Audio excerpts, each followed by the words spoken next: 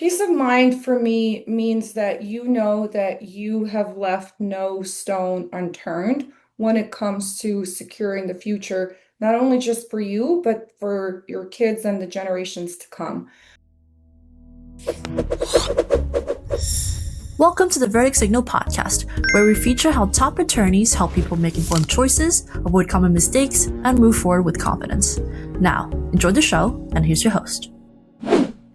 Daniel Gao here. I'm the host of Verdict Signal, and today we're expanding our conversations to the experts who protect what people build, their careers, families, and businesses. I have Anastasia Fainberg, an estate planning attorney and founder of Legacy Law Group, Colorado, where she advises individuals and business owners on asset protection, trust planning, and generational wealth strategies. She is the author of How I Died at Age 36 But Will Live Forever, a practical tale about spirituality and estate planning, a book that explores the intersection of identity, control, and legacy. Her work bridges technical legal precision with a broader perspective on how people make decisions about wealth, family, and the future. She offers a candid and thought-provoking take on estate planning, high performance pressure, and what it means to build a meaningful legacy. So, Anastasia, welcome and glad to have you here. Thank you for having me. Yeah, so let's start from the very beginning. How did you first get interested in the legal field? So my story is that of an immigrant that came from the former Soviet Union with my parents when I was about 17 years old. Um, and that was what actually prompted it. So I kind of call it my first death when Mhm. you have to go through the transition of coming to a different country and starting everything from scratch. Mhm. I got interested in the legal industry because everything, like, I don't know if people are aware how the Soviet Union collapsed because of the political regimes and all of the failure of the legal system to actually protect the citizens. So for me, growing up, and mostly it was just getting a glimpse of the American legal system was through the movies and the shows that we would watch. So to me, it was sort of like this unreachable dream of actually practicing law in a democracy that is a working democracy where people's rights are actually being protected. And then the legacy planning part of it, again, is just so important from somebody who had to rebuild from scratch, like my parents and myself, basically kind of dropping everything and moving across multiple time zones, languages, cultures, and like literally rebuilding. So to me, at this point, I have three kids of my own. It's just so important to protect everything that we have worked so hard to build in this country.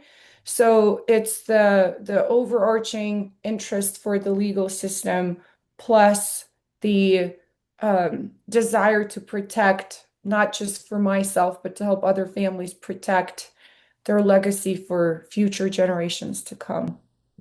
Okay. And what led you to focus specifically on the estate planning side of law? So just what I mentioned just now, it's making sure that if I'm no longer here, I just don't ever want my kids to have to go through the process of losing everything or having to rebuild. And it's especially important. So I started my career with the big downtown law firm and I was doing other types of law, which as a young associate, you get to kind of try it all.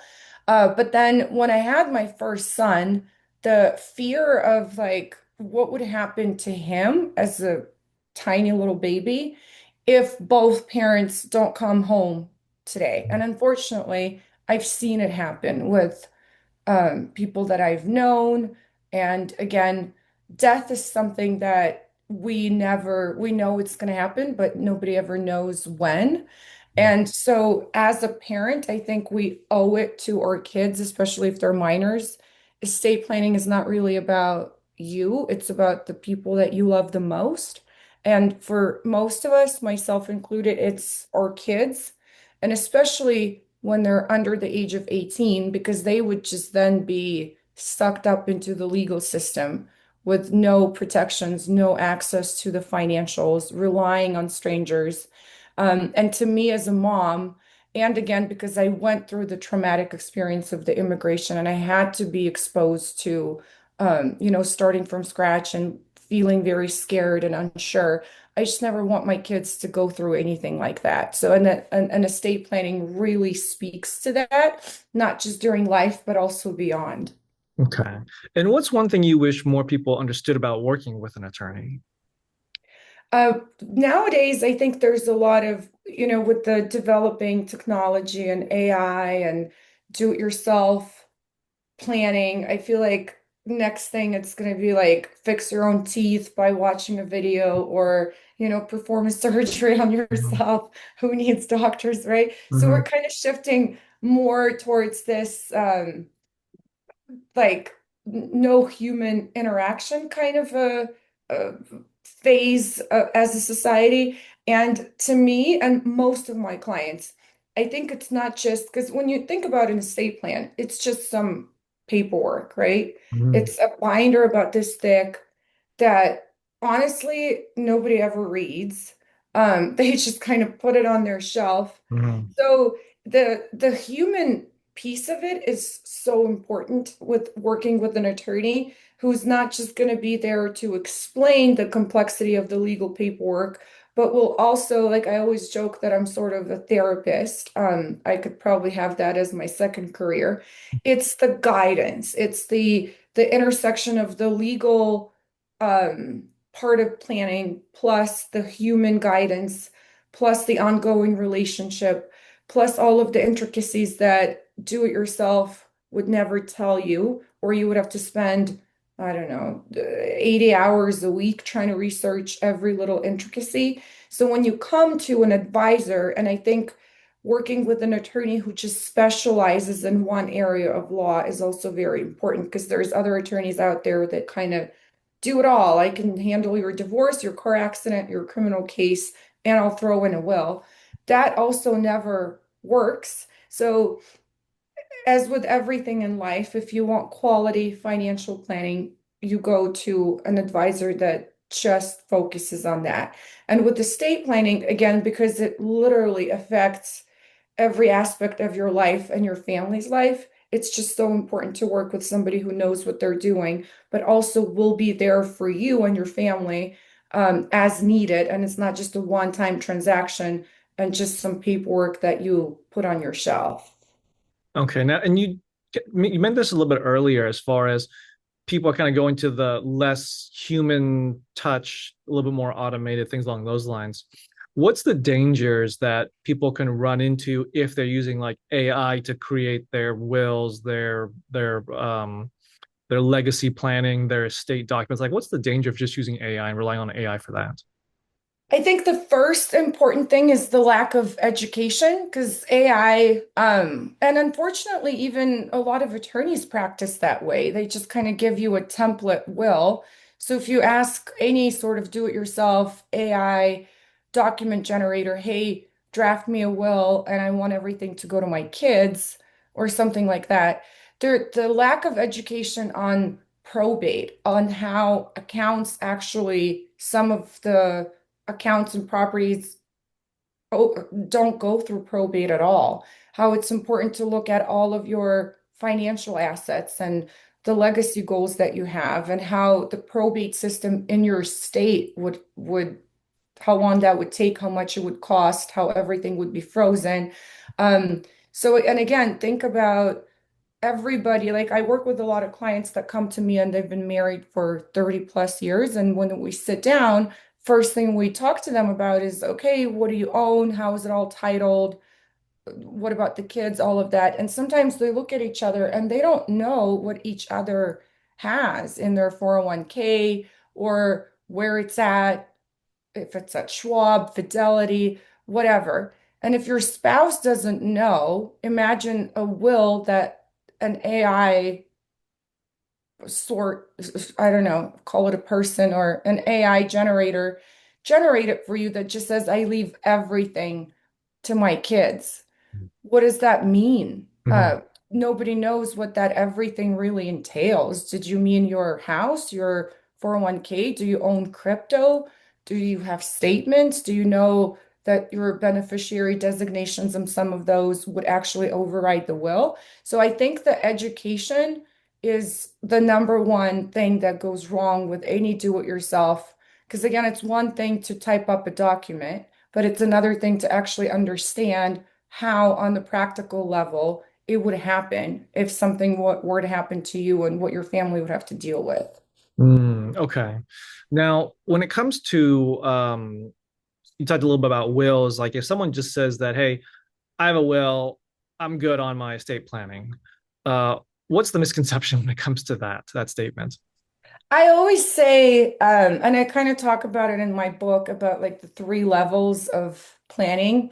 And it's funny because it's also, and I don't want to insult anybody, but I feel like those kind of correlate with levels of intelligence, not necessarily, not calling anybody names, but what I mean is the level of development, like beginner, intermediate, advanced, which is how we kind of how I look at estate planning is that a will is like in that intermediate category. Like at least I did something. Like everybody says you need to have a will. Okay, now I wrote one. But again, it's the very basics without actually sitting down and saying, okay, how would my kid who is 13 and cannot legally be a beneficiary on the 401k, how would that actually practically unravel? And what you understand by looking at that is that a will is useless if you have minors. And a will, all it's doing is just adding delays and adding cost through probate. So a will is probably kind of a like a basic plan, but it doesn't work for everybody. It doesn't work for people that have minor kids. It doesn't work for people that own properties in multiple states. And again, all of that without really looking at the entire picture of what the client owns and what their objectives are, just saying, oh, all you need is a will. I feel like that's just poor advice. Okay. And we kind of talked about the will being one of the misconceptions. What are some other common misconceptions you hear from people, from your clients, things where it's where they say that, oh, I didn't know that, or I didn't know that that was a thing. What are some of those other common misconceptions you hear the most? Yeah, so the number one is that a will has to go through probate. Sometimes people think that a will alone, you can just somehow bring it to the bank and they will magically let you access the accounts. But a will actually has to go through probate court before anybody can get access to anything. And then another big one is that people don't realize that some assets will go outside of probate. So a review of your financials has to be part of your estate planning conversation. And as an example, we had a client, actually met him through like a networking group, and he's been divorced for 10 plus years with two daughters, shared custody. And then his ex-wife tragically passed away, and he got a check for $2 million from her life insurance because she had a will, and her will said, I want everything to go to my daughters. But she had this old life insurance policy that she got when they were still married, and her husband, or now ex-husband, was still listed as the beneficiary. And the beneficiary designation overrides the will. So even though her intent was for everything to go to her daughters, the ex-husband got the chunk of the estate because outside of that $2 million life insurance policy, she didn't have much. So again, it's those things that a will just says everything, but nobody knows how the accounts should actually be titled or beneficiary designated. And sometimes whatever your intent is in the will is not what your financial picture actually looks like. Interesting. Okay. So now what are some of the biggest mistakes you see people make before they call a lawyer like yourself? They either just do it yourself estate planning, and then they quickly realize that they threw their money in the trash and now they actually have to go pay an attorney to do an actual plan. Or a lot of people they start doing gifting. So we call it like deathbed planning, which is when it sounds harsh, but again, we've had examples of when somebody knows that they're terminally ill and they've been delaying doing their estate plan. So now they're like, okay, the kids are adults. Let me just sign everything over to them as a gift instead of doing it through a proper will or trust plan. And that's where a lot of the tax implications come into play. Because if you gift assets, especially if they're appreciating assets like real estate, then whoever is the receiver of the gift will end up paying capital gains taxes on the entire appreciation since the time that you bought that asset. Versus if you actually pass it through proper estate planning, all of the capital gains tax will get eliminated, so they will inherit tax free. So it's a lot cheaper to pay for a good estate plan than leave that taxable burden to your kids. Wow. Okay. So you really need an expert on this to figure this out. I guess another mistake that maybe they just don't realize is they do it wrong. They think they're doing it right, and not until someone dies and then they go through the entire mess that they figured out it wasn't done properly. Exactly. Yeah. Okay. Okay. Now I want to dive deeper into the trust planning part of it. I guess we'll start off with what is a trust, and then after that, why you should plan for it, why could it make sense in certain situations, and maybe not others. Yeah, so there's different types of trust, but the foundational trust or the foundational estate plan is almost always based on a revocable living trust. And what it is, it's just a legal document. I know people think that a trust is some entity that controls your assets and all of that. That only comes into play with irrevocable trusts. But a trust is just a legal arrangement where you take the title of certain assets and you place them with the care of the trustee, who is basically the administrator of the trust, for the benefit of the beneficiaries, which are usually your kids. And what's great about the revocable living trust is that even though you place your own assets into the name of the trustee, you are still the trustee of your own trust while you're alive. So it's like your alter ego, and the change of the title is just on paper, but you still control all of the assets. You can still sell them. There's no taxable implication. That transfer of title is purely done for one purpose, and that is probate avoidance. Because when the owner of the trust dies, the trust already owns all of the assets, and whoever you've named as your successor trustee in that trust has immediate access to everything that you've placed in that trust. They don't have to go to probate, they don't have to file any public newspaper notices, they don't have to go look for statements, figure out what you meant with your life insurance. It's all right there. So it's really efficient for them because all your successors are doing is they're basically gathering up everything, paying the final expenses or whatever, and then administering it for the benefit of your kids. And we usually say, and again, I work with a lot of clients that have minor kids or kids that are legally adult, but this day and age, if you're 18 or even 21, trusting somebody at that age with a chunk of money is probably not very practical. So we do quite a lot of planning around the legacy aspect of it, of making sure that it's going to last, that it's going to go towards proper causes like education and buying your first home and starting a business. So instead of just saying, hey, 21-year-old, here's $1 million, go decide how you want to spend it. Usually it's going to be gone within a year. But with trust planning, you can actually outline your intention for that money and make sure it grows. And then it can go down to multiple generations after you and your kids. Okay. And you mentioned that you typically put this into a revocable trust. I'm assuming that there's also an irrevocable trust. So, Yeah. what is an irrevocable trust? And I mean, why would you ever want to use it if you can't like change things in it? So irrevocable trusts, usually you wouldn't base your entire estate plan on an irrevocable trust because as you've rightfully noticed, once you create it, you can never take it back.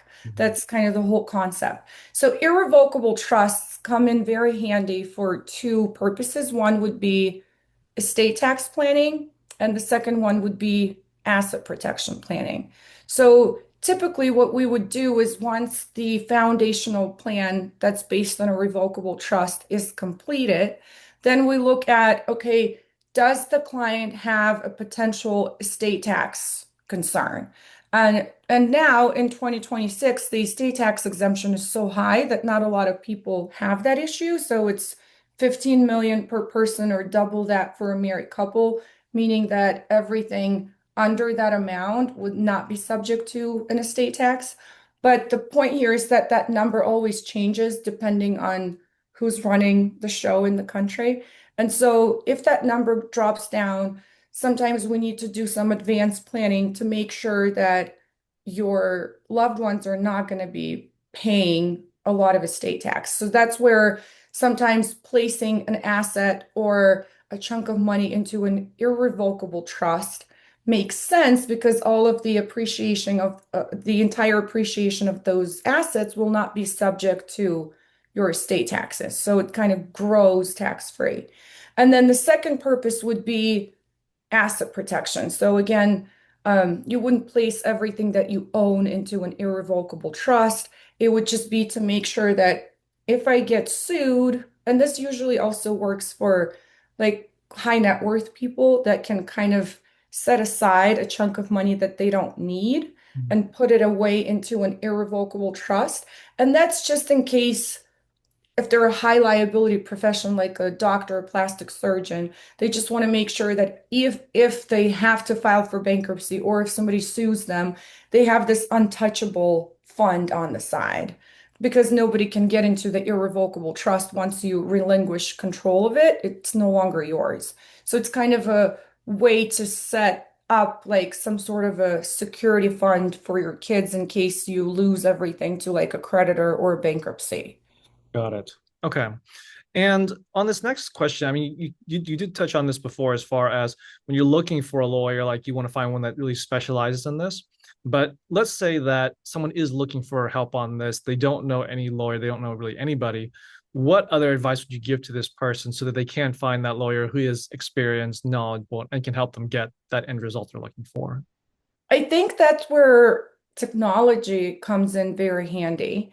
Because nowadays we have a pretty great presence here in Denver on Google Maps and social media, but also ChatGPT, surprisingly. Because if you ask ChatGPT or Claude or whatever the latest version is, you can tell them, like, hey, this is what I'm looking for. What are the top estate planning attorneys within my budget in my area? And then AI analyzes Google reviews and website and years in business, and it literally spits out a bunch of attorneys' quotes, reviews, even goes through their website to look for specific things that they specialize in. So that would be a great start. And also, I think, and we pride ourselves on our Google reviews, but that's how I look for a professional. If I don't have a direct referral from somebody, Mhm. I go and see if they have solid reviews online. And if a firm doesn't have a lot of reviews, or if the reviews are kind of mixed or average, then I probably wouldn't want to hire them. So, looking for somebody in your area that has consistent reviews where the clients are saying they're great, they're knowledgeable, their fees are reasonable. I think that's really important to look for. Okay. And when it comes to how you work with clients, how do you set those expectations so that they feel informed, they feel supported, and they just feel educated through this entire process? I mean, I imagine it can be a long process sometimes. So how do you set those expectations? We have a very clear like flow to our process that we actually outline in the initial meeting. And it's also part of our attorney-client engagement agreement. We have like a flow of sorts that we print out for them that says, this is your first meeting, here's what happens, here's what's going to happen at the second meeting, here's what we need from you.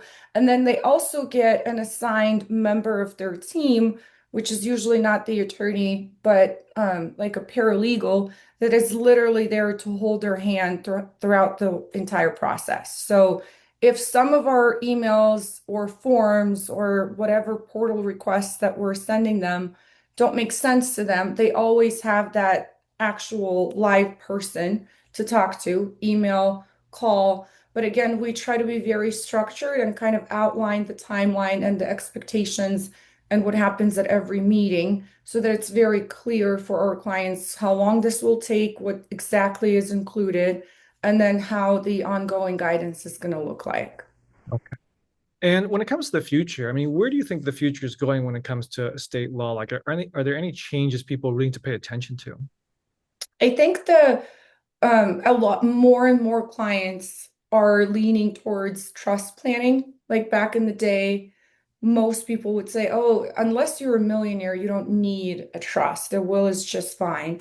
But I think with the growing population, um, and the probate courts being overwhelmed, and people just wanting generally more privacy. They don't want their business going through the public court system when they die. They don't want their kids to go through that. I think there's a greater shift to relying on trusts versus wills. And then I think another thing to look out for is the tax code. Because again, the estate tax exemption is something that changes with each presidency.